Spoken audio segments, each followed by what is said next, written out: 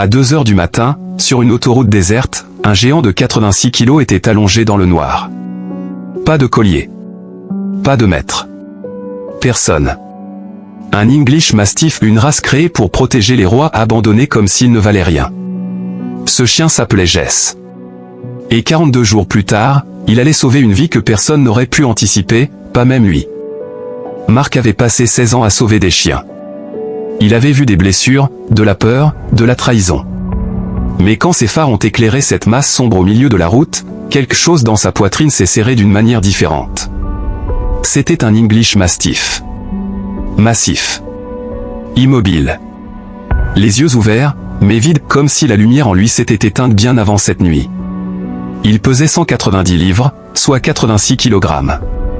Un corps de géant, une âme fracturée. Mark a coupé le moteur.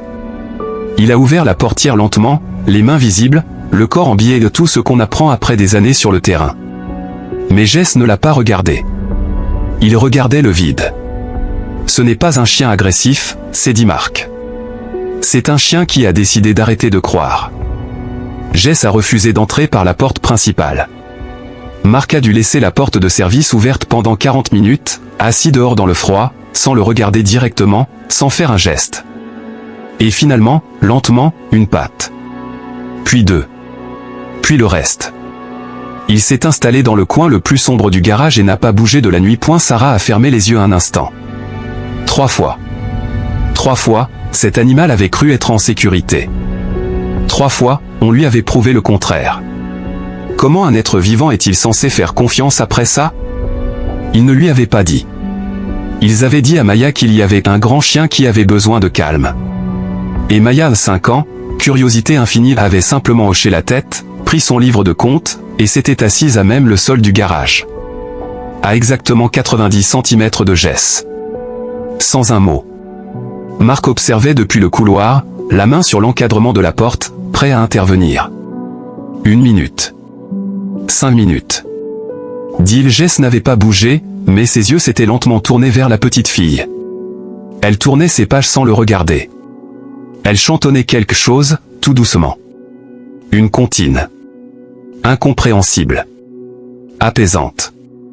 À la 22e minute, Jess a posé sa tête entre ses 2 pattes avant.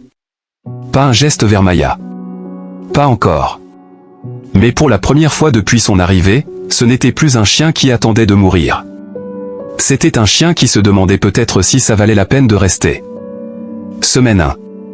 Jess a accepté la gamelle à 2 mètres. Puis à 1,5 mètre. Puis à 80 cm. Il mangeait toujours dos au mur, toujours en regardant la sortie. Mais il mangeait. Semaine 2. Il a commencé à suivre Mark à distance dans la maison. 5 mètres derrière, toujours. Jamais moins. Comme s'il testait, est-ce que cet homme est comme les autres? Semaine 3. L'évaluation comportementale formelle de la coordinatrice, stable, non agressif, en progression. Elle a noté dans son rapport, attachement émotionnel naissant avec l'enfant du foyer. Semaine 4. Jess a traversé le salon pour la première fois, pas en rasant les murs, mais au milieu. Mark avait les larmes aux yeux. Sarah aussi. Maya, elle, a juste levé les yeux de son dessin et dit « Bonjour, Jess ». Semaine 5. Il a dormi pour la première fois hors du garage. Au pied du couloir. Entre la chambre de Mark et Sarah, et la chambre de Maya. Semaine 6. Il pesait désormais 200 livres, 90,7 kg. 5 kilos de récupéré. Pas seulement du poids. De la vie. Mark dormait profondément quand ça a commencé. Pas un aboiement. Pas un bruit violent. Quelque chose de plus insistant, de plus précis, le poids de 90 kilos de mastif qui appuyait contre le bord du lit, encore et encore. Et un gémissement grave, régulier, presque mécanique. 3h09 du matin. Le chien n'attendait pas. Il s'était déjà tourné vers la porte. Il regardait le couloir. Le couloir qui menait à la chambre de Maya. Mark s'est levé. Il a suivi. Et quand il a ouvert la porte de la chambre de sa fille, il a su immédiatement que quelque chose n'allait pas. Maya était dans son lit, mais son visage était cramoisi, ses cheveux collés. Il a posé la main sur son front. Brûlant. Ce n'était pas de la magie. C'était de la biologie. Un être humain possède environ 6 millions de récepteurs olfactifs. Un English Mastiff en possède 300 millions.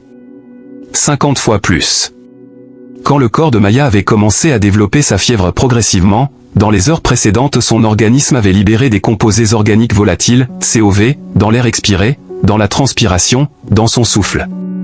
Jess avait détecté ce changement chimique.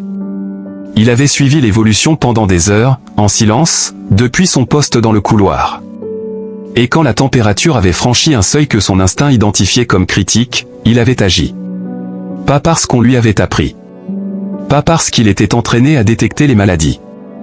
Parce que quelque chose dans ce lien, cet étrange lien silencieux construit en 22 minutes par une petite fille et ses contes de fées, avait transformé Maya en quelqu'un qu'il protégeait. Ils sont rentrés à 7 heures du matin. Maya dans les bras de Sarah, encore endormie, sa fièvre sous contrôle, ses joues moins rouges. Marc a garé la voiture et a ouvert la porte d'entrée. Jess était là. Assis. Droit.